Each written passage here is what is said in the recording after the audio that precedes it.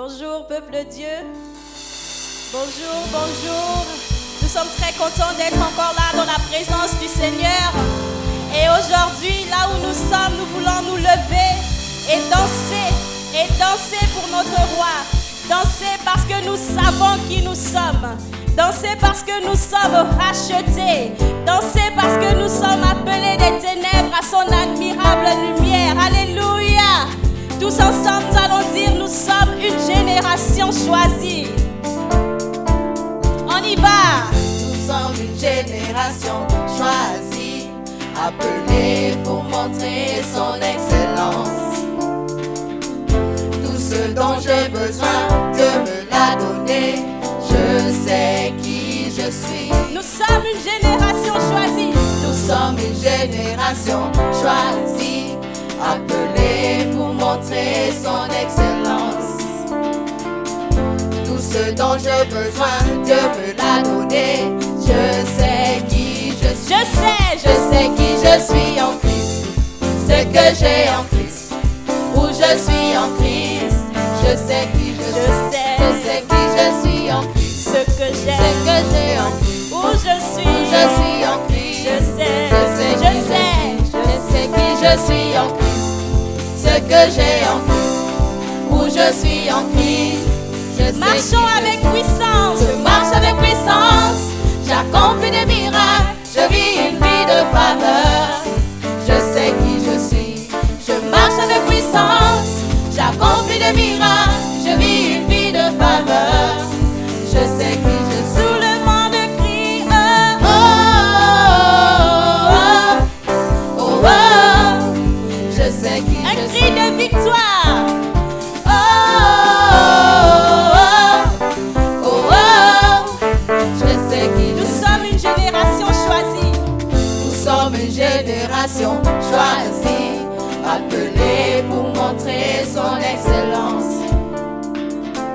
Tout ce dont j'ai besoin, Dieu me l'a donné. Je sais qui je suis. Nous sommes une génération choisie. Nous sommes une génération choisie, appelée pour montrer son excellence.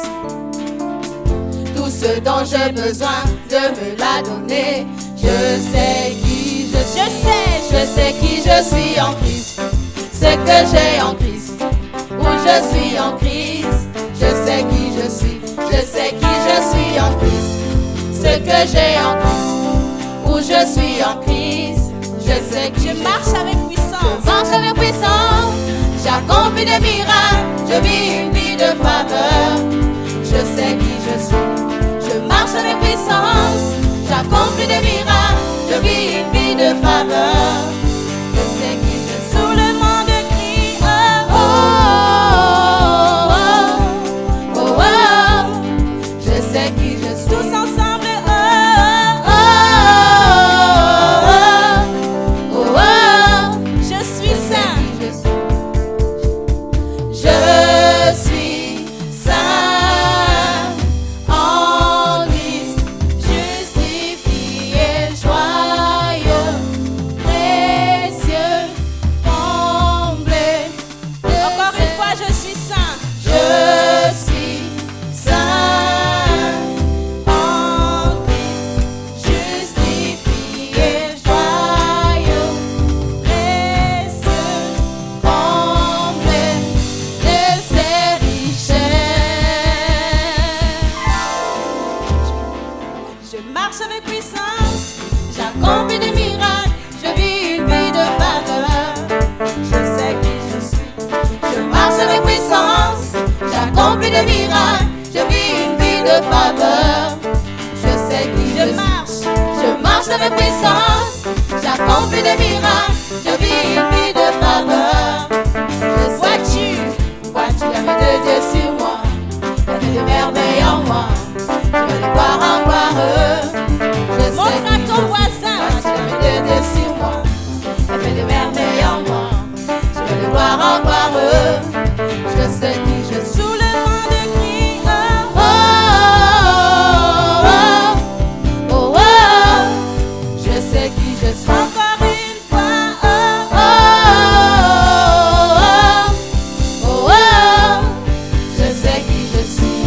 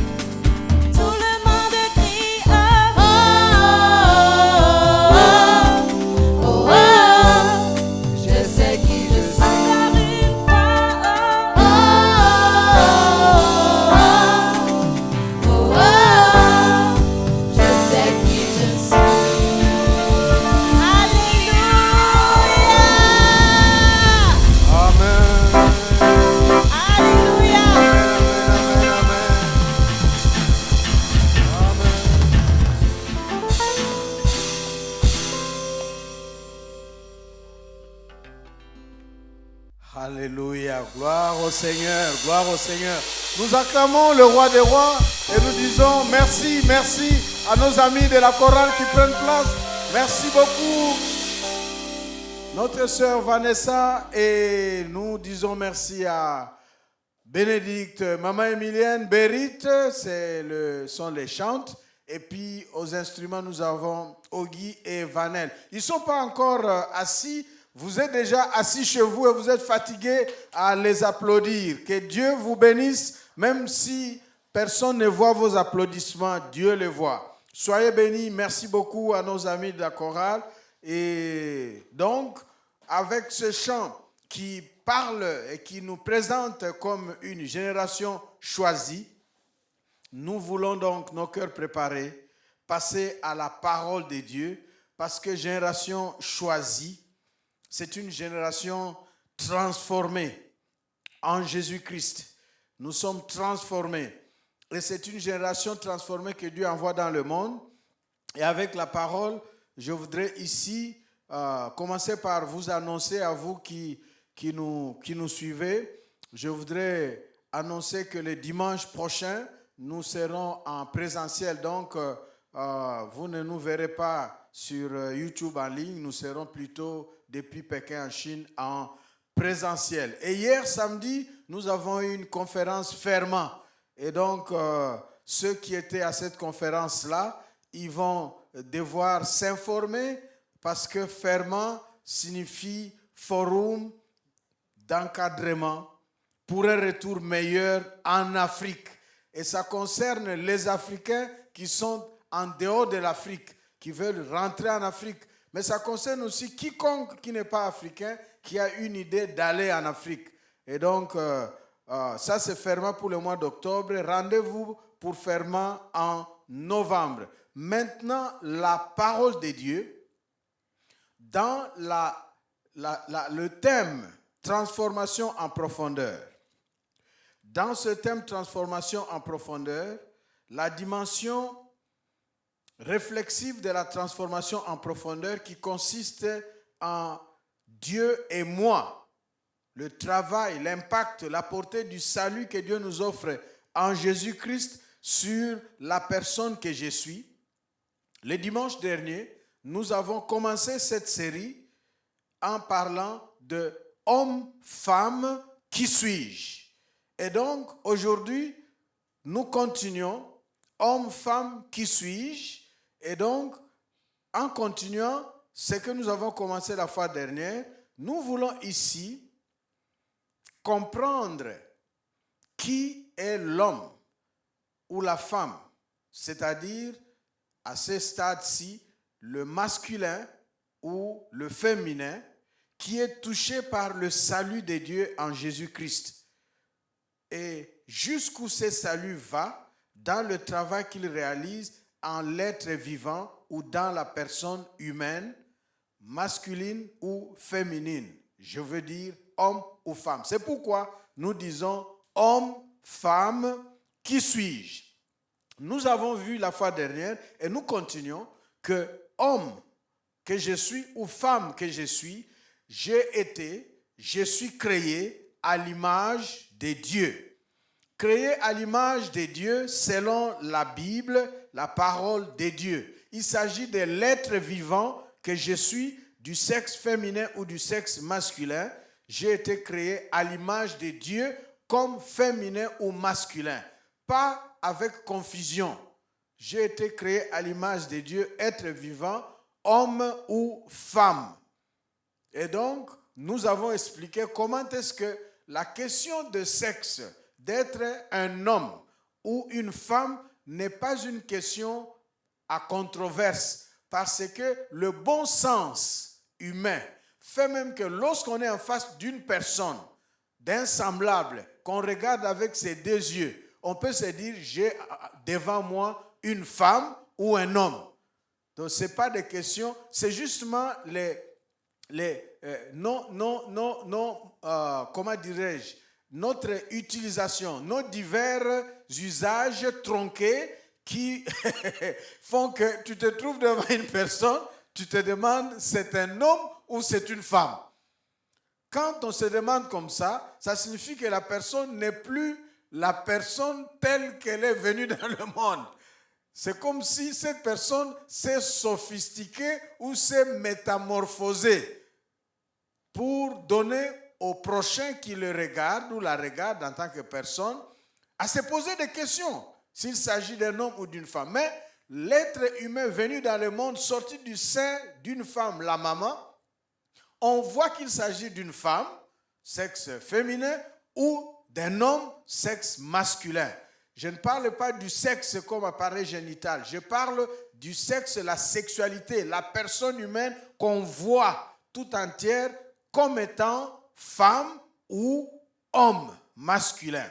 Donc, c'est cette personne-là, être vivant, selon la parole de Dieu, créé à l'image de Dieu, que nous trouvons dans Genèse, chapitre 1er, versets 26 jusqu'à 28, que nous ne lirons pas. Genèse, chapitre 1er, versets 28, 26 jusqu'à 28, où Dieu qui crée les hommes et femmes à son image et à sa ressemblance.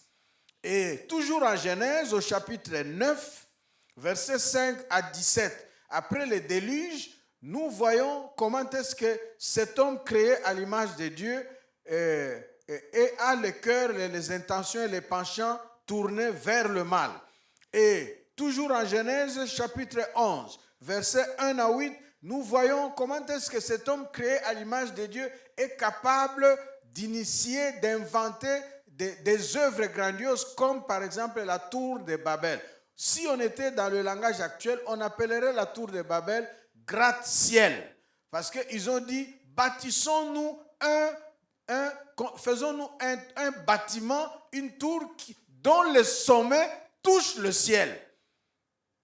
Et donc, on dirait qu'il s'agit d'une gratte-ciel. Et donc, ça, c'est l'être humain intelligent, créé à l'image de Dieu, ce qu'il peut faire. Et c'est comme ça que dans les psaumes, chapitre 8, versets 4 à 10, on va voir deux vérités qui décrivent la personne humaine créée à l'image de Dieu comme un étonnement. Qu'est-ce que l'homme, ô Éternel? L'homme que tu entoures de ta sollicitude et de tes soins. Qu'est-ce que l'homme? Et puis, au verset, ça c'est psaume, je disais 8, verset 4 à 10, et là, il dira que tu l'as fait comme Dieu. L'homme est semblable à Dieu. Il est un Dieu. Il est Dieu. Ça dit que si on compare tout ce que Dieu a créé, toutes les espèces, tous les co-créés, toutes les créatures, l'homme se trouve être supérieur. Donc, il a été créé comme cela parce que l'homme, l'être humain, ma soeur, mon frère qui suivait ce culte, ce message, Dieu t'a créé à son image pour son propre plaisir, pour le plaisir de Dieu et pour que tu fasses sa gloire. Donc, pourquoi Dieu m'a créé homme, femme? Qui suis-je? Je suis créé à l'image de Dieu pour faire le plaisir de Dieu. Je suis créé à l'image de Dieu comme âme, comme femme, comme homme pour faire le plaisir de Dieu. Je suis créé à l'image de Dieu comme homme, comme femme pour servir, pour être l'objet de la gloire de Dieu. Homme ou femme créé à l'image de Dieu reçoit la prééminence, c'est-à-dire la supériorité sur toutes les autres créatures.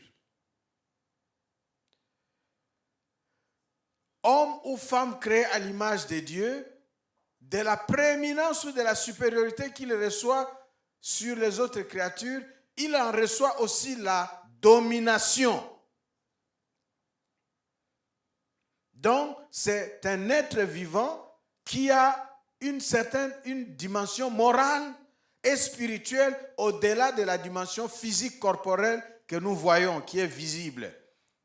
C'est pourquoi l'homme a une valeur infinie et sans prix. Une valeur infinie et sans prix comparée à toutes les autres créatures qui d'ailleurs selon les récits bibliques dans Genèse, les autres créatures ont été mises au service de l'homme. L'homme lui-même créé pour servir à la gloire de Dieu et au plaisir de Dieu. Et le plaisir de Dieu consiste dans la gloire qu'il trouve en toi. Écoutez-moi, mon frère, ma soeur, toi qui écoutes et suis ce message. Dieu trouve plaisir. Dieu trouve plaisir si à travers ta personne, ta vie, ce que tu fais, il trouve sa gloire. Et la gloire de Dieu évoque sa présence agissante. Et donc, l'homme a une valeur infinie. C'est comme cela que, parlant par exemple de la richesse de ce monde dans le Nouveau Testament, Jésus va dire, qu'est-ce qu'un homme donnerait comme prix lorsque cette personne perdait sa valeur? Quel est le prix qu'une personne peut payer pour son âme? Parce que la valeur de l'être humain est une valeur sans prix. L'unique prix qu'il y a, nous le verrons, c'est le sang de Jésus-Christ, la vie de Jésus-Christ. Et donc ici, pour vous montrer comment est-ce que l'homme créé à l'image de Dieu a la prééminence sur les autres créatures, a la supériorité, a la domination, il est comme Dieu, nous avons des exemples. Par exemple, Joseph, dans Genèse chapitre 41, vous lisez le verset 37 jusqu'à 39. Genèse 41, verset 37 jusqu'à 39, le pharaon à qui on a raconté l'histoire du jeune hébreu esclave prisonnier Joseph, qui l'a écouté, Joseph a parlé, il a écouté, il a raconté les songes et il a interprété les deux songes du pharaon. Le pharaon a dit à Joseph, il n'y a aucun homme qui est comparable à toi, Joseph. Donc, ça c'est grave. À ce moment-là, l'Égypte, dont nous parlons de Pharaon, l'Égypte est la grande puissance du monde, comme aujourd'hui les États-Unis. Alors, vous vous imaginez,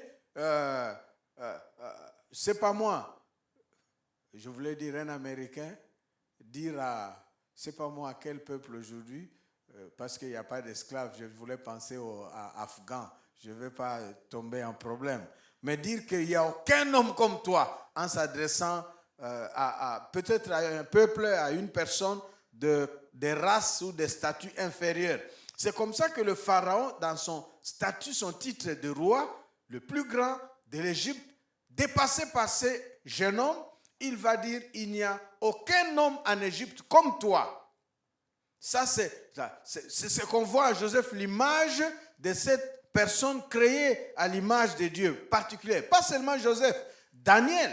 Et nous sommes en Égypte avec Joseph pour le pharaon, mais Daniel, nous sommes ailleurs, en Assyrie, en Babylonie, avec un autre roi, Nabucodonosor. Daniel chapitre 5, chapitre 6. On va dire de Daniel, en toi Daniel, tu as l'esprit des dieux. Pas l'esprit d'un Dieu, mais l'esprit des dieux. Vous voyez, et donc, ça montre la supériorité de Daniel par rapport aux autres humains. Enfin, c'est le prototype de la personne humaine créée par Dieu, capable de performances inouïes qui doivent dépasser et qui s'inscrivent un peu dans l'ordre du superstitieux et de la magie. Daniel. Mais nous sommes dans l'Ancien Testament avec Joseph et Daniel. Dans le Nouveau Testament, nous avons aussi des cas comme ça. Je vous cite ici simplement le cas de Paul et de Barnabas, que vous pouvez trouver dans le livre des Actes des Apôtres, chapitre 14, verset 11. Paul et Barnabas dans Actes chapitre 14, à partir du verset 11. Ils ont fait des miracles, ils ont prêché, des miracles se sont produits et les gens sont allés, ils étaient dans une ville appelée Iconium.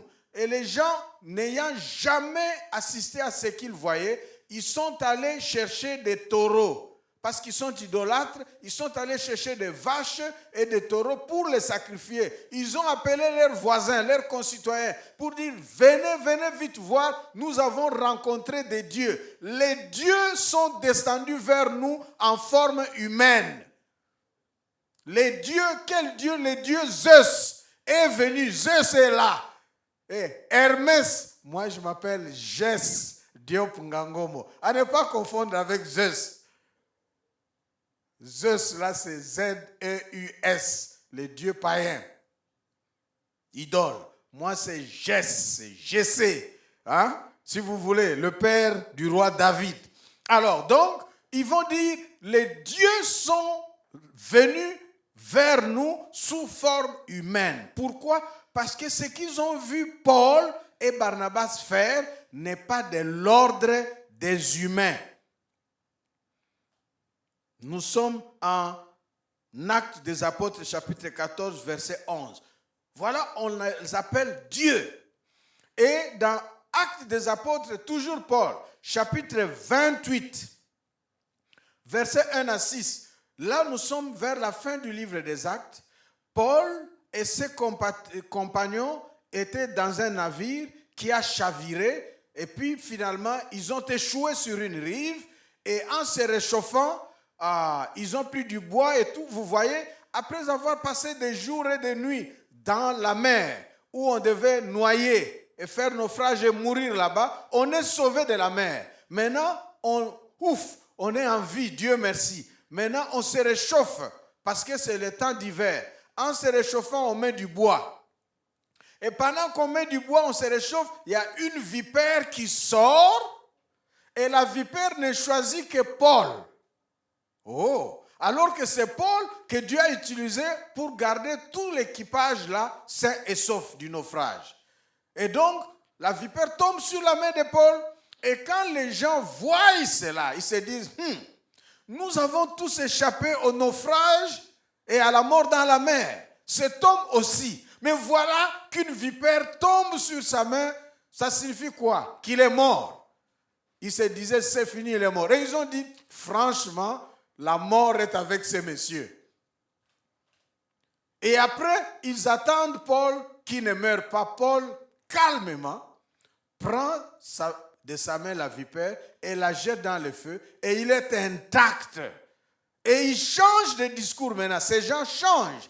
Ceux qui ont dit qu'il a la malchance, il a la mort collée à lui, ils vont maintenant dire, franchement, cet homme est un Dieu. Ah, que quelqu'un qui suit ce message de cette série trouve aussi des confessions des gens qui peut-être t'ont attribué la malédiction, la malchance, qu'ils déclarent, ce jeune homme, cette jeune fille est une déesse, ce monsieur est un Dieu. Pourquoi? Parce que tu as été créé à l'image de Dieu. Et c'est lorsque les gens reconnaissent cela que Dieu trouve sa gloire.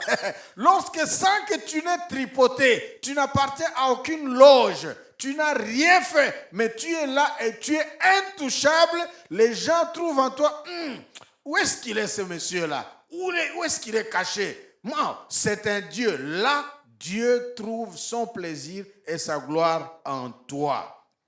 Et ce que nous disons de l'homme créé à l'image de Dieu, c'est aussi démontré dans la science. Vous savez, si on observe l'histoire du temps, comment est-ce que la science montre jamais, je ne sais pas si vous avez déjà appris, à part les oiseaux qui font leur nid et les animaux qui font quelques gîtes et tout, je ne sais pas si vous avez déjà appris un oiseau qui fabrique un truc, il prend ses petits, il les met dedans et il s'envole avec eux. Vous avez déjà appris quelque chose inventé par une bête. Il n'invente rien du tout. La personne qui invente, je veux dire, la créature qui invente, c'est seulement l'être humain. La personne humaine que toi et moi nous constituons. Donc, la science et les inventions que nous pouvons découvrir à travers les études que nous faisons, ou aujourd'hui quand nous observons le monde, ça constitue une preuve de la perfection créationnelle et de l'ingéniosité de l'être vivant, créé à l'image de Dieu, à la ressemblance de Dieu. Dieu est l'intelligence même, et l'homme a l'intelligence jusqu'à étonner. Regardez l'intelligence des personnes comme Einstein, Albert Einstein. Ça fait des théories et des lois qu'il a émises qui ont bouleversé le monde. Et il n'y a pas seulement Einstein, il y a des gens comme les Galiléo, et les Copernic, si nous rentrons dans les temps anciens, jusque des philosophes. Et aujourd'hui, basé sur ces lois, ces principes, ces idées, le monde passe de découverte en découverte, d'exploit en exploit. L'ordinateur, l'électronique, les transformations d'énergie d'une énergie à une autre, ce sont des théories qui partent de ces lois-là qui sont sorties, non pas du cerveau de Dieu, non pas du rhéma, de la bouche de Dieu depuis le ciel, comme il a parlé à Moïse, mais du cerveau de l'être humain que Dieu a créé à son image et à sa ressemblance. Bien-aimé, tu as été créé à l'image de Dieu. Tu es capable de performances qui étonnent et qui peuvent être de l'ordre de miracles. Parce qu'en toi habite non seulement l'image de Dieu et sa ressemblance, mais cette image et ressemblance comme intelligence pour te rendre supérieur par rapport aux autres créatures. Et donc, cela accorde à l'homme une mission et une responsabilité. Créé à l'image de Dieu, nous disons homme, femme. Qui suis-je? Créé à l'image de Dieu pour servir au plaisir de Dieu et à la gloire de Dieu. Homme, femme, qui suis-je? J'ai une mission créée à l'image de Dieu parce que j'ai une mission et une responsabilité sur le cosmos. Et nous voyons qu'aujourd'hui, le monde entier, les découvertes, les exploits qui se font, ce ne sont pas les animaux, ce ne sont pas c'est pas les lions, ce n'est pas les serpents, ce n'est pas les oiseaux qui volent, qui créent des choses, c'est l'homme. C'est l'homme qui gère tout cela. C'est l'homme qui fait des exploits. Jusqu'à ce que maintenant, par exemple, on a tendance, il y a des gens qui aiment voyager seulement dans les astres. Il y a des gens qui, tellement ils ont l'argent, ils sont riches, millionnaires, milliardaires, ils organisent chaque année un séjour sur la Lune, un séjour dans l'espace pour regarder les étoiles. Et un voyage comme ça, le séjour comme ça, ça fait des millions de dollars. Et il y a des gens qui dépensent comme ça 150 millions de dollars pour se balader dans l'espace. Et puis il revient. Ah oui. Pourquoi? Et c'est comme ça que pendant la semaine, je suivais le prince William, il est british, vous le connaissez, William, qui a déclaré qu'au fait, l'urgence et le besoin de l'humanité, c'est sur la terre. Ce n'est pas là-bas dans l'espace. Ce n'est pas dans les aventures, on organise, on fait des publicités, voyage en Mars, parce qu'il y avait, je pense qu'une satellite qui devait être lancée, qui avait échoué ou qui avait connu quelques ennuis. Et vous savez, les savants, les astrophysiciens, quand ça ne marche pas comme ça, ils sont inquiets. Quand ils ont lancé, ça a réussi, ils applaudissent. C'est un exploit. C'est comme ça que lui, il les a défiés. Il a dit, le vrai besoin que nous avons, c'est sur cette terre où nous nous trouvons. Ce n'est pas là dans l'espace pour aller explorer Mars en espérant qu'il y aura la vie et qu'un jour on nous prend nous tous. Si ça ne va pas ici, nous allons habiter à Mars. C'est une folie. L'homme, il est capable parce qu'il est créé à l'image de Dieu. Et nous pouvons aller dans les détails. Regardez des choses comme l'ordinateur. L'ordinateur, c'est de la magie. Aujourd'hui, nous avons l'homme fabrique des choses même intelligentes, comme les smartphones, les robots, qui sont programmés et qui agissent. Et jusque même au vaccin que nous avons comme traitement, et au clonage. Et l'homme, dans son intelligence, comme créé à l'image de Dieu, il veut créer l'homme. Il veut créer l'être vivant. Il veut égaler Dieu jusqu'à créer. Et donc, nous voyons ici tout un tas de choses. Vous voyez, par exemple, en médecine, on va mettre en place un produit, des trucs qu'on appelle le dopage. On met en place un produit, lorsqu'on injecte ou quelqu'un prend ça, même si on lui donne des coups, il est sur le ring, on lui donne des coups, vous avez pitié, vous pensez que la personne est morte. Il ne sent rien, parce qu'il est sous effet. Il est dopé. Et ça, c'est ce que l'homme fait. Jusqu'à apprendre, par exemple, oh, gloire au Seigneur, Dieu est bon. L'homme a été créé, il fait des choses. Et je sais qu'il y a des gens qui sont sceptiques à cela, comme nos amis les témoins de Jéhovah, qui n'aiment pas la transfusion de sang et certaines autres pratiques. Nous avons perdu en famille des membres chers parce qu'il y avait des gens qui avaient des convictions qu'il ne faut pas aller à l'hôpital. Quand on est malade, on ne part pas à l'hôpital. Dieu a dit on ne part pas à l'hôpital. Et ça, c'est diabolique. Dieu a inspiré la science et l'intelligence. Au point que, par exemple, moi j'ai vu, j'étais jeune adolescent, à peine 20 ans, j'ai vu un religieux qui avait un problème de cœur et on lui avait enlevé le cœur naturel, on lui a placé un cœur artificiel. Il était parmi les gens, c'était un prêtre religieux et nous allions préparer les bacs dans le centre catholique là-bas et donc il nous encadrait. Et il pouvait nous dire, je dois partir. Il dit, en tel mois, je rentre en Europe pour les soins de mon cœur.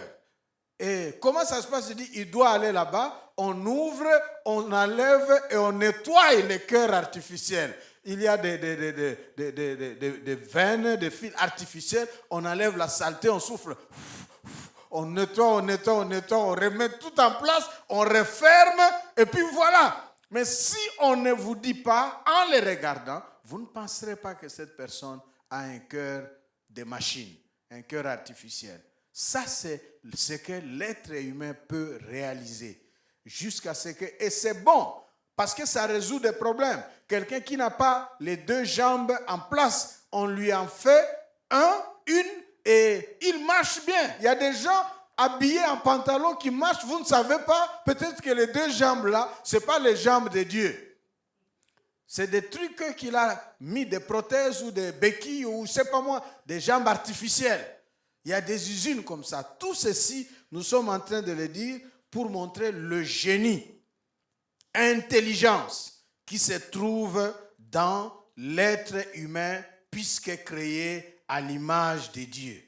Mais homme, femme, sans Dieu, ça fait quoi? Il y a un ami pasteur qui a dit, une femme sans Dieu est un danger public, une bombe grave à retardement. Excusez-moi les sœurs, il a dit ça. Je pense que ce n'est pas seulement une femme sans Dieu, même les hommes. Homme, femme sans Dieu. Homme, femme rebelle vis-à-vis de Dieu. Homme, femme qui se dresse contre Dieu, c'est la situation inversée de l'image. L'homme, femme créé à l'image de Dieu doit servir au plaisir et à la gloire de Dieu. Mais si, homme, femme, je ne sers plus à la gloire et au plaisir de Dieu, je vis sans Dieu, je deviens rebelle vis-à-vis de Dieu, je me lève contre Dieu, ça fait des maux. Et c'est ce qui se passe très souvent. Parce que malheureusement, l'homme qui a mission de servir au plaisir et à la gloire de Dieu, cet homme qui bénéficie de la présence glorieuse de Dieu, de ses faveurs et de sa sollicitude, très souvent, il ne s'agit pas, écoutez-moi bien, d'Adam et Ève seulement. Il ne s'agit pas seulement d'Ananias et de Saphira. Mais il s'agit de toi et moi, mon frère, ma soeur. Nous avons très souvent tendance à choisir la voie de la rébellion, la voie d'une vie contre Dieu, la voie du chemin loin de Dieu, que de choisir la voie qui amène vers Dieu. L'homme, curieusement, choisit de s'auto-rendre indépendant. Il choisit l'auto-indépendance vis-à-vis de Dieu. Et il prend le chemin de l'égarement, de l'idolâtrie, du refus de Dieu. Parfois, l'homme, créature de Dieu, se dresse en ennemi de Dieu. L'homme, parfois, se met du même côté que le diable et Satan pour combattre Dieu, pour nier Dieu. Vous connaissez les choses philosophiques qu'on appelle par exemple athéisme. La négation du Dieu. Non pas comme refus, mais nier que Dieu n'est pas. L'homme va se ranger du côté du diable.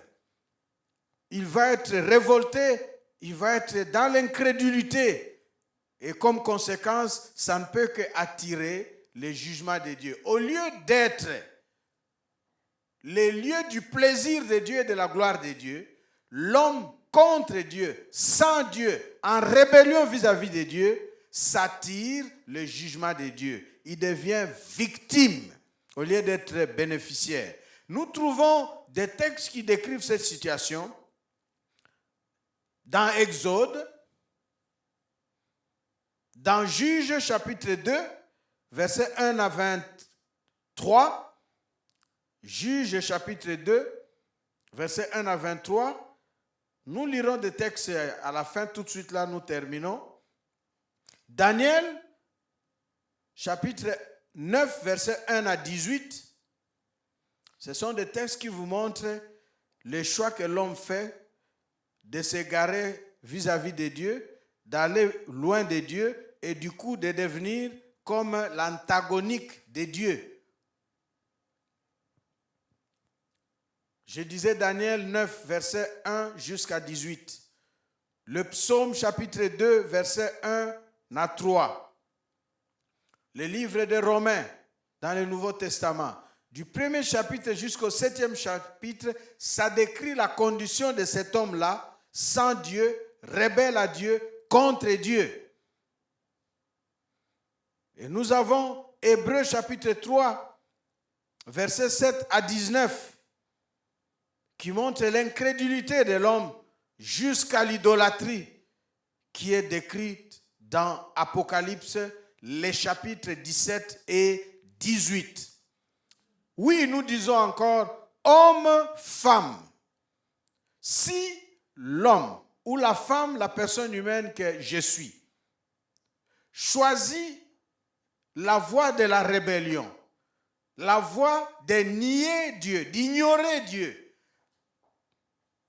de prendre le chemin d'une sorte d'auto-indépendance, quel est le fait retour de cet homme?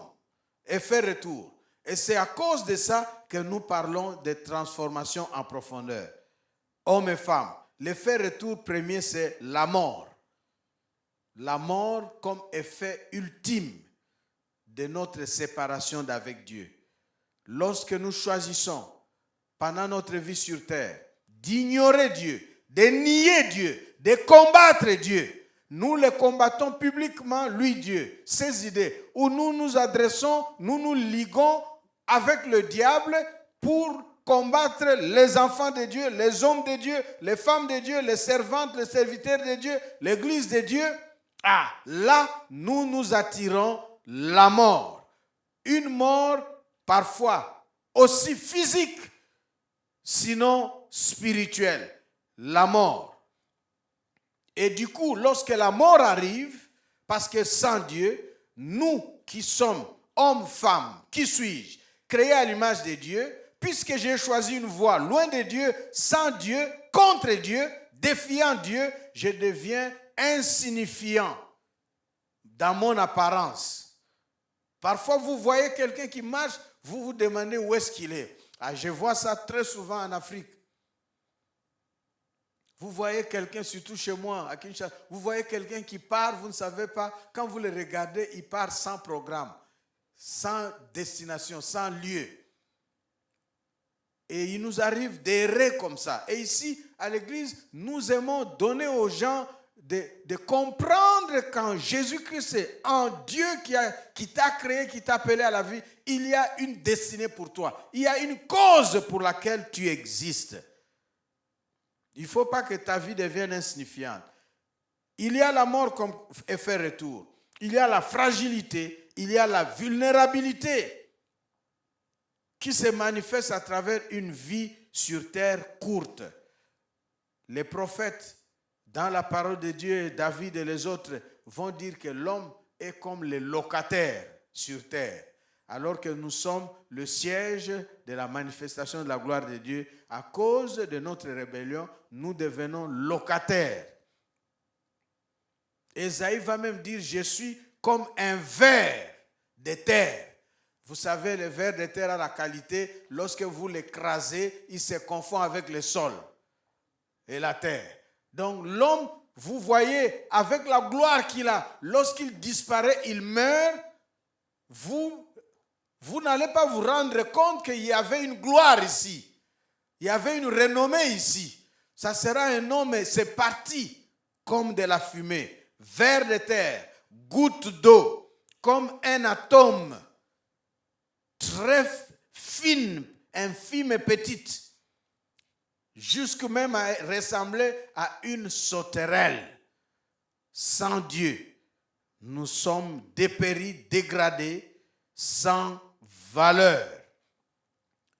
Et avec le M, écoutez ici, se termine ce message et nous allons méditer des paroles qui nous préparent à la prière, mais aussi au dimanche qui vient, où nous allons rentrer un peu plus dans la profondeur de homme-femme qui suis-je par rapport à Dieu et moi. La transformation en profondeur que Dieu fait dans ma vie.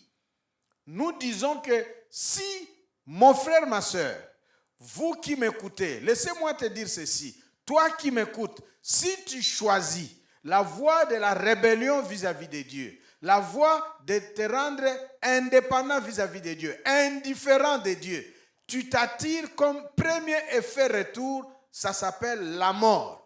Et le mot mort en français commence avec la lettre M. Avec la mort comme M, s'ensuivent toutes les autres M. Comme effet retour. Amusons-nous donc avec M. Vous avez quoi après la mort? La mort, c'est le sommet. Mais si tu n'es pas encore mort physiquement, si tu n'es pas encore mort physiquement, tu vas vivre vivant physiquement, mais tu es mort spirituellement. Et ta vie va être marquée d'autres M. Malédiction. M. Maladie. M. Malchance. M. Mal. Ta vie sera marquée par le mal. Homme de mal. M. Et lorsque ta vie est marquée par le mal, on va dire ce monsieur ou ce monsieur est un mauvais ou une mauvaise M. Alors vous voyez, quand tu es rongé, tu es marqué par tous ces M-là, même si tu es vivant, Apocalypse va dire tu es en réalité un mort vivant. Donc, il y a des gens qui sont des fantômes, ils sont en réalité déjà morts. Mais vous le voyez en train de vivre. C'est la carapace. Oh, gloire au Seigneur. Parce que homme, femme, même si tu es sous ces sortes d'effets, retours qui caractérisent ta vie comme j'ai dit. Peut-être ce n'est pas la malédiction, la maladie, la malchance, le mal. Ce n'est pas tout qui caractérise ta vie, mais c'est peut-être l'une ou l'autre de ces choses-là. Comme effet retour, il y a un message, l'évangile, une bonne nouvelle pour toi. Alléluia. Mais nous disons que cette bonne nouvelle vient sur la réalité de l'homme, que nous allons décrire la fois prochaine, les besoins de l'homme. Ici, tout ce que nous venons de dire, homme, femme, qui suis-je, aujourd'hui, pour la deuxième fois de ce message, homme, femme, qui suis-je, nous voyons que l'homme, femme et la personne humaine est devenue ce qu'on appelle en d'autres termes le moi tordu. On est tordu, c'est-à-dire on est victime d'une dégradation. Et on se trouve dans une destinée détournée. On est comme déprogrammé de la destinée de Dieu, de la vocation créationnelle que Dieu nous a assignée. Ça fait une transformation. Malheureusement, c'est une transformation négative. Et vous voyez l'effet retour ultime M, qui est la mort. Lorsque ça s'appelle la maladie, la malédiction, la malchance, le mal, le mauvais sort, on te déclare mauvais. Toute ta vie sera marquée non pas de B, le bonheur, mais ça sera marqué de M, le malheur. Voyez M jusqu'à malheur. Ah, s'il y a quelqu'un dont la vie est marquée par des M comme ça, ces messages, ces séries que nous abordons aujourd'hui et les fois prochaines voudraient transformer ta vie de M à B, une vie de bonheur. dans une destinée retrouvée. Laissez-moi ici vous faire méditer quelques passages en lisant, et puis nous allons nous recueillir et prier. Je vous cite des passages, mais j'en lis quelques-uns. Genèse chapitre 3, versets 17 à 23, décrit ce que je viens de dire, le fait retour de l'homme sans Dieu, contre Dieu ou en rébellion vis-à-vis de Dieu. Romains chapitre 5, verset 12 et verset 17 à 21 renchérit sur la même pensée. Mais lisons avec vous des passages qui nous montrent comment est-ce que l'homme se dégrade ou est devenu tordu. Et quand cet homme est devenu tordu, de quoi devient-il capable? Je vais lire Matthieu chapitre 4. C'est le récit qui relate la tentation de Jésus. Je vais lire pour vous les versets 8 et 9 selon, dans le Nouveau Testament, la parole vivante. J'aime toujours dire à ne pas confondre avec parole de vie. Matthieu 4, versets 8 et 9, dans parole vivante, il s'agit de Jésus en face du diable. Le texte dit ceci. Une nouvelle fois, le diable l'amena et le transporta sur une très haute montagne. Là, il fit passer devant ses yeux tous les royaumes du monde. Il déploya leur richesse et leur magnificence. Puis il lui dit, donc le diable dit à Jésus, tout cela, je te le donnerai si tu te mets à genoux devant moi pour m'adorer. Voilà, aujourd'hui, dans le milieu des affaires, dans le milieu des études, dans le milieu du travail, dans le milieu de la renommée, de la promotion, de la santé, de la chance, de la sécurité, comment est-ce que le diable se présente pour nous offrir quelle puissance, quelle magie, quelle bague, quelle chaînette, quel talisman, pour que tu accèdes, pour que tu fasses meilleure carrière, pour que tu retiennes ton mari, pour que tu aies des promotions, pour que tu passes de grade en grade, de nomination en nomination. Il t'offre cela en te disant, juste adore-moi. Il a offert cela à Jésus. Et nous savons que Jésus a refusé. Mais aujourd'hui, il y a des gens qui ont fait allégeance et qui sont en coalition avec le diable. Ce n'est pas nouveau. Lorsque vous avez mis votre vie à la solde du diable, vous n'allez récolter que les haines. Jérémie chapitre 17, versets 9 et 10. Jérémie chapitre 17, que je vais lire pour vous, versets 9 et 10. Il dit ceci. Je le lis dans la Bible en français courant. Jérémie 17, 9 et 10. Rien n'est plus trompeur que le cœur humain. On ne peut pas le guérir. On ne peut rien y comprendre. Waouh. Verset 10. Moi, dit le Seigneur, je vois jusqu'au fond du cœur. Je perce le secret de conscience. Ainsi, je peux traiter chacun selon sa conduite et les résultats de ses actes. Si on ne peut pas voir ce qui se passe dans ton cœur, mon frère, ma soeur, tes parents ne voient pas, Dieu voit. Ta femme ne voit pas, Dieu voit. Ton mari ne voit pas, Dieu voit. Tes enfants peut-être ne voient pas, mais Dieu voit. Il voit jusque dans les fonds. C'est pourquoi notre besoin de vraie transformation ne trouve sa clé qu'auprès de Dieu, celui qui nous a créés. Un autre passage, l'avant-dernier ici, qui décrit ce qu'il y a en l'homme, c'est Marc chapitre 7. Je lis pour vous Marc chapitre 7, versets 14 à 23. Je lis ces choses sans commentaire parce que nous y reviendrons dans la suite de nos messages. c'est-à-dire à partir de dimanche prochain et futur. Marc 7, versets 14 à 23, selon parole vivante. Puis Jésus appela de nouveau la foule et lui demanda d'approcher. « Écoutez-moi tous, leur dit-il, et comprenez-moi bien. Rien de ce qui vient du dehors et qui pénètre dans l'homme ne peut le rendre impur. C'est au contraire ce qui vient de l'homme lui-même qui le salit et le rend impur. Que celui qui est capable d'écouter s'efforce de bien comprendre ce que je viens de dire. » Lorsque Jésus fut rentré dans la maison, loin de la foule, ses disciples lui demandèrent de leur expliquer le sens de l'image qu'il venait d'employer.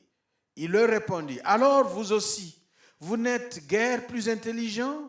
Ne comprenez-vous pas que rien de ce qui pénètre de l'extérieur dans le corps d'un homme ne peut le rendre impur?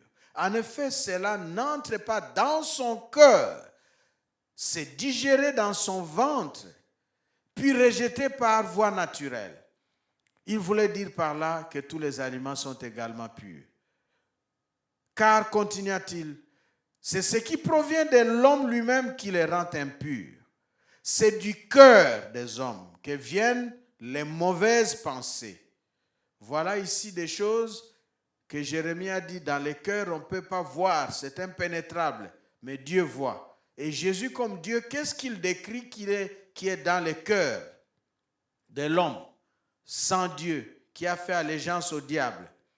Du cœur de l'homme que viennent quoi? Les mauvaises pensées, l'envie de donner libre cours aux instincts sexuels, de voler, de tuer, de commettre des adultères, de dépouiller les autres, de les tromper, de se laisser aller sans pudeur à des actes immoraux, de s'approprier les biens d'autrui, de dire du mal d'eux et de se croire meilleur que tous. Bref, de céder à toutes les folies que conçoit un cœur déréglé. Toutes ces vilenies viennent de l'intérieur, c'est-à-dire du cœur. Et ce sont ces choses-là qui rendent l'homme impur et le souillent.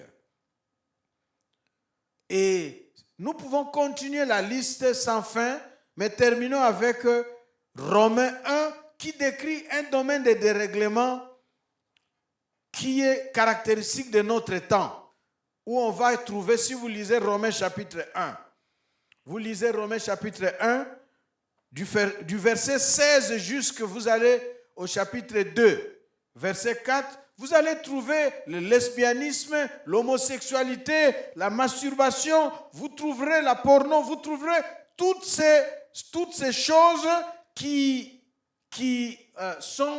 constituent l'avilissement de l'être humain par rapport à lui-même, mais aussi les pratiques d'idolâtrie des êtres humains vis-à-vis du monde et de Dieu. Au lieu qu'ils adorent Dieu et servent à la gloire de Dieu, ils sont dégradés jusqu'au plus bas de l'échelle. Lisez Romains chapitre 1, verset 16, jusqu'au chapitre 2, verset 4.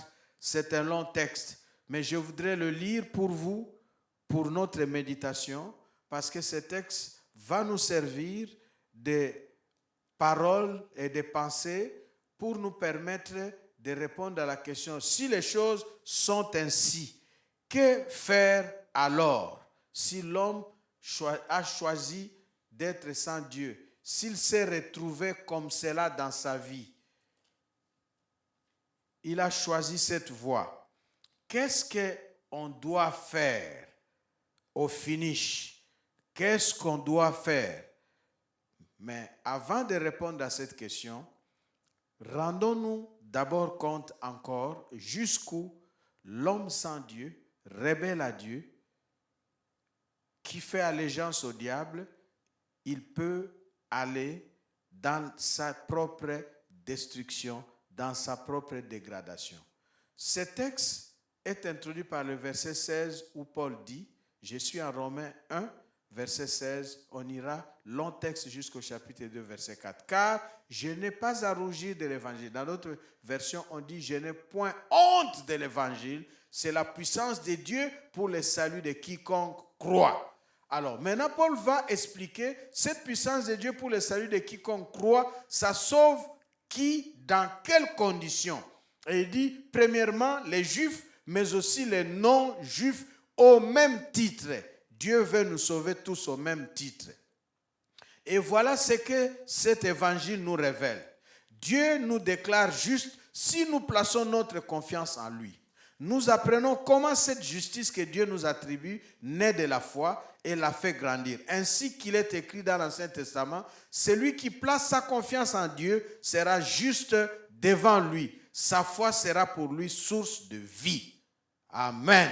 Que ta foi soit pour toi source de vie. Vous voyez déjà le M, la mort, avec tout le cortège de M, est remplacé par la vie, le V. Non seulement la vie, tu vis, mais tu deviens toi-même source de vie.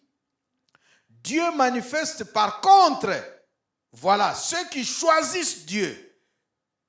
Dieu devient pour eux source de vie par le salut qu'ils reçoivent à travers l'évangile qui annonce Jésus-Christ. Mais ceux qui font allégeance avec le diable, qu'est-ce qui va se passer?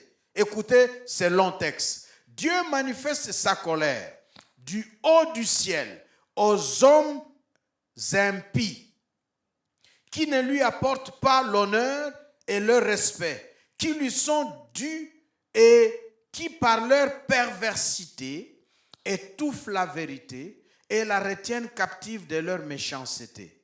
En effet, nul n'est dépourvu de la notion du vrai Dieu. Tous les hommes ont une connaissance innée de lui, lui-même l'ayant placé avec netteté dans leur cœur. Depuis la création du monde, les œuvres de Dieu parlent à la pensée et à la conscience des hommes de ses perfections invisibles. Quiconque sait regarder peut-il discerner clairement sa divinité et sa puissance. Aussi, depuis les temps anciens, les hommes qui ont sous les yeux la terre et le ciel et tout ce que Dieu a créé ont connu son existence et son pouvoir éternel. Ils n'ont donc aucune excuse de dire qu'ils ne savent pas s'il y a un Dieu. Ils ont eu conscience de Dieu. Ils ont su qu'il existait, mais ils ont refusé de l'adorer, lui le seul digne d'adoration, ou même de le remercier pour ses dons. Ah, que quelqu'un apprenne à dire merci à Dieu pour les dons. Alors, si on refuse de l'adorer Dieu, qu'est-ce qui se passe? Alors, ils se sont perdus dans des raisonnements insensés et des spéculations futiles, à force de sonder le néant et de discuter dans le vide. Leur pensée s'est égarée, leur intelligence s'est dégradée, leur esprit borné est devenu la proie des ténèbres. Plus ils se prétendent intelligents, plus ils s'enfoncent dans leur folie, cachant leur ignorance sous les grands mots de science ou de philosophie. Au lieu d'adorer le Dieu impérissable et glorieux, ils se sont fabriqués des idoles, images d'hommes mortels, d'oiseaux, de quadrupèdes ou de reptiles. Voilà l'objet de leur adoration. C'est pourquoi Dieu les a abandonnés à eux-mêmes pour être le jouet des passions et des convoitises de leur cœur. Il les a laissés s'enliser dans l'immoralité, de sorte qu'ils ont avili leur propre corps. Cela leur est arrivé parce qu'ils ont délibérément troqué ce qu'ils savaient être la vérité sur Dieu contre le mensonge. Ils ont choisi d'offrir leurs hommages et leur culte à des divinités de leur invention. Ils ont servi la créature au lieu du Créateur, seul digne de louange et d'adoration dans toute l'éternité. Oui, cela est vrai. Amen. Voilà pourquoi Dieu les a livrés à des passions avilissantes. Leurs femmes ont renoncé aux relations sexuelles naturelles pour se livrer à des pratiques contre nature. Les hommes de même, ne recherchant plus l'amour de la femme comme Dieu le voulait, se sont enflammés les uns contre les autres, commettant entre hommes des actes honteux. Tous leurs êtres supportent les conséquences que leurs égarements méritaient. S'efforcer de connaître Dieu leur a paru inutile et même ils n'ont pas cru nécessaire de garder intacte la notion de Dieu qu'ils possédaient pourtant. C'est pourquoi Dieu les a abandonnés à leurs pensées futiles. Il les a livrés à leurs pensées faussées et à leur empire de leurs instincts corrompus, les laissant commettre les infamies que leurs esprits obnubilés imaginaient et que leurs sens pervers réclamaient. Dans leur vie s'accumulent toutes sortes d'injustices et de perversités. L'amour de l'argent les possède. Ils sont saturés de méchanceté et d'envie, des pensées homicides, un esprit de discorde et de querelles les anime. Rusés, fourbes, intrigants, perfides, ils sont toujours prêts à se dénigrer et à se calomnier les uns les autres, en secret ou au grand jour. Dans leur cœur, ils haïssent Dieu et blasphèment son nom. Violents et arrogants, ils prennent tout de haut. Ils sont fanfarons et pleins d'eux-mêmes. Leur esprit fourmille d'inventions diaboliques. Ils méprisent leurs parents et se moquent de leurs devoirs familiaux. Légers, superficiels et insensés, ils sont inaccessibles aux bons conseils. Déloyaux et inconstants, ils n'ont pas de parole, pas d'affection naturelle. Ils sont durs, impitoyables et dénués d'esprit de réconciliation. Ils savent fort bien que dans l'ordre établi par Dieu, ceux qui agissent ainsi méritent la mort. Voilà encore, le M apparaît comme effet retour de tout ce qui vient d'être décrit.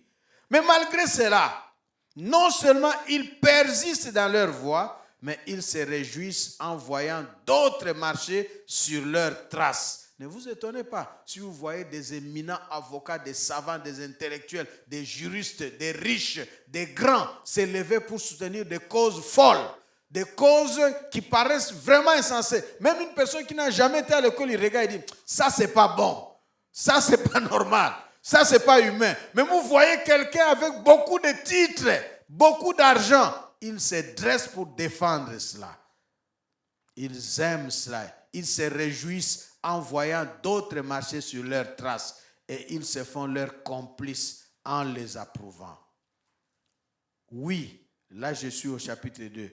Quel abîme de méchanceté diras-tu peut-être, mais qui es-tu toi? Ce message veut nous dire, ne sois pas juge, toi mon ami, qui t'érige en juge. C'est tout. Sais-tu qu'en parlant ainsi, tu prononces ta propre condamnation, car tout en jugeant les autres, au fond tu te conduis comme eux. Or, voilà ce qui nous intéresse. Nous savons que le jugement de Dieu s'exerce sur les faits et non sur l'apparence. Il punira en toute justice ceux qui agissent ainsi. Il y a un jugement de Dieu. Alors, ce message voudrait nous sauver du jugement de Dieu. Amen. T'imaginerais-tu peut-être, toi qui t'arroges cette fonction de juge et qui te comporte comme tout le monde, que le simple fait de condamner autrui te fera échapper à la sentence divine? Non.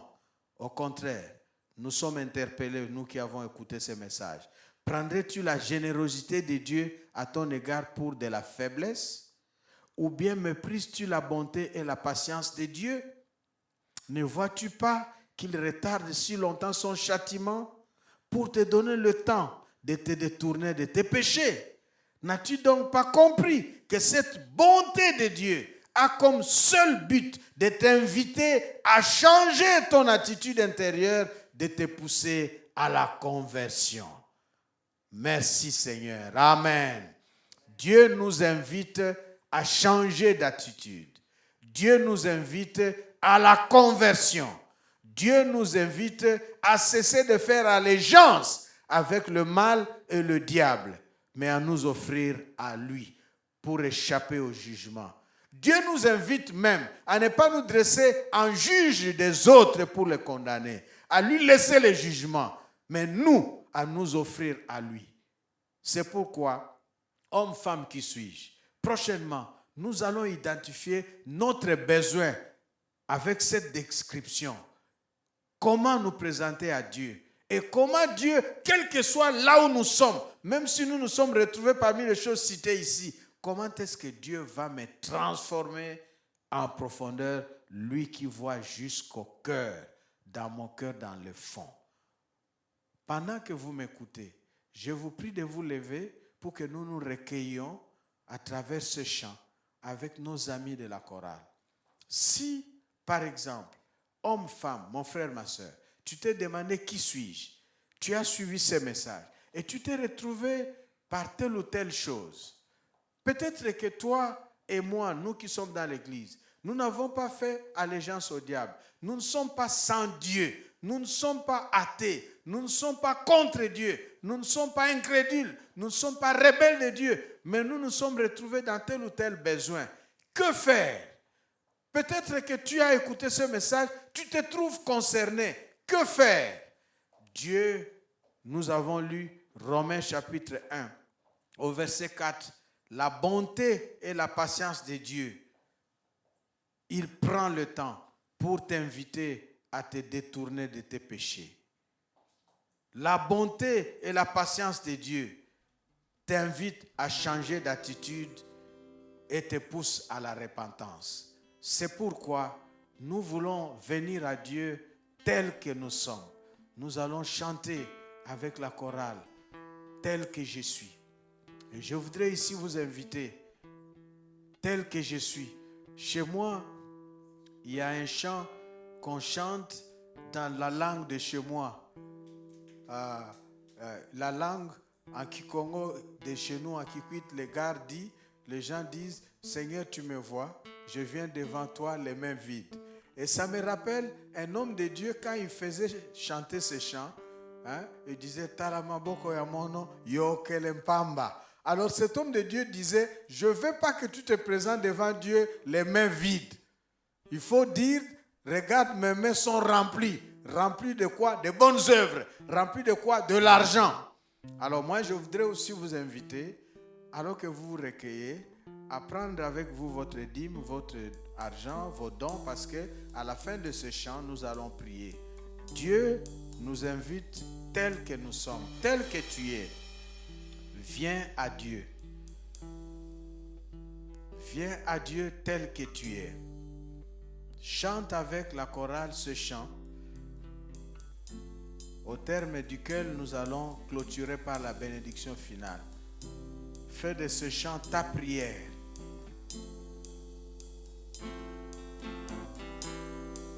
Tel que je suis.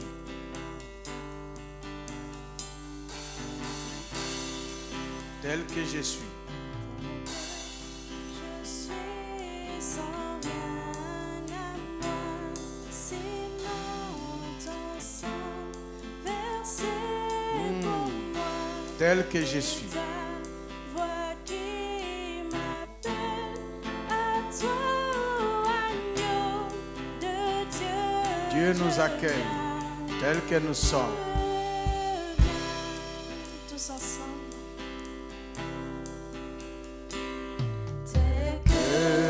Je suis sans rien à moi, sinon ton sang versé pour moi et ta voix qui m'appelle à toi, agneau de Dieu, je viens.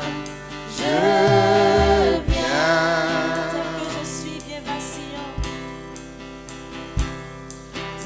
Que je suis bien vacillant, en proie au doute à chaque instant, plutôt dehors, crainte au-dedans, agneau de Dieu, je viens. Tel que je suis ton grand amour. Que je suis ton grand amour, à tout pardon, mais sans retour. Je veux être à toi de ce jour, agneau de Dieu, je viens. Tel que je suis, ton cœur est prêt.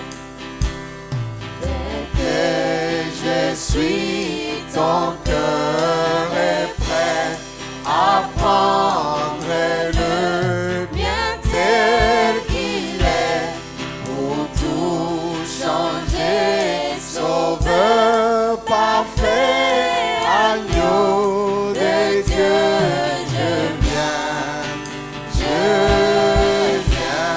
Tel que je suis, ton cœur est prêt. Je suis, ton cœur est prêt à prendre les miens tel qu'il est pour tout changer. Sauveur parfait, agneau de Dieu, je viens, je viens. Tel que je suis bien vacillant, en proie au doute à chaque instant, des luttes au dehors et la crainte au dedans. Mais c'est que Dieu veut que je vienne. Viens vers le Seigneur. Ensemble encore, ces strophes, tel que je suis bien vacillant. Et puis nous terminons avec ce strophe. Le cœur de Dieu est prêt à prendre, même si je viens vacillant, avec lutte et crainte. Dieu veut me prendre dans son cœur prêt pour me changer. Oh, merci Seigneur. Transformez en prière encore ce refrain. Merci Jésus. Merci Seigneur.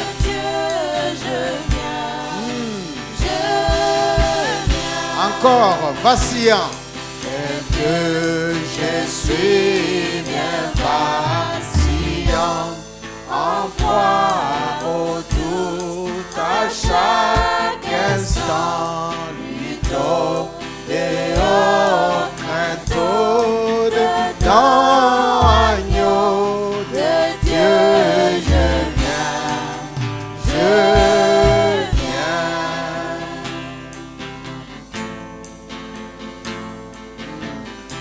Ce chant, c'est avec ces paroles que je me tiens devant toi tel que je suis. Que ma soeur se tient devant toi tel qu'elle est. Que mon frère se tient devant toi tel qu'il est. Tu connais nos hésitations. Tu connais les luttes de nos vies. Et tu connais les craintes à l'intérieur de nos cœurs. Merci Seigneur. Tu connais ce qui habite notre cœur dans le secret le plus intime et le plus profond. Merci Seigneur, parce que ton cœur est prêt à prendre mon cœur, à prendre le cœur de ma soeur, à prendre le cœur de mon frère, tel qu'il est, pour le changer, pour nous transformer. Merci Seigneur pour ta parole. Merci Seigneur de nous prendre et de nous accueillir pour nous changer, nous transformer. Afin que par toi et transformés par toi en profondeur, nous devenions, nous redevenions le siège de ta gloire et le sujet de ton plaisir par le Saint-Esprit. Bénis Seigneur ce moment. Bénis Seigneur ta parole dans la vie de ta fille, dans la vie de ton fils, pour le reste de cette journée de dimanche 24 octobre. Bénis Seigneur la semaine qui s'offre devant ton fils, devant ta fille. Oui Seigneur, tel que je suis venu à toi.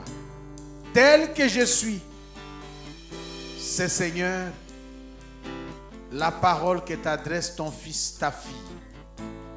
Toi qui as tes bras étendus pour nous accueillir. Fais-nous du bien alors que nous sommes venus à toi. Nous te bénissons et nous bénissons l'argent en offrande, en dîme, à toutes sortes de dons que nous avons offerts à notre Dieu. Que le Seigneur vous bénisse dans votre maison. Que le Seigneur vous donne sa joie et sa paix. Et que le Seigneur vous fasse vivre alors que vous avez accepté d'aller à lui. Que la bénédiction du Seigneur vous accompagne. Au nom de Jésus-Christ de Nazareth, son Fils, nous avons prié. Amen. Très bon dimanche chez vous. Que Dieu vous fasse du bien.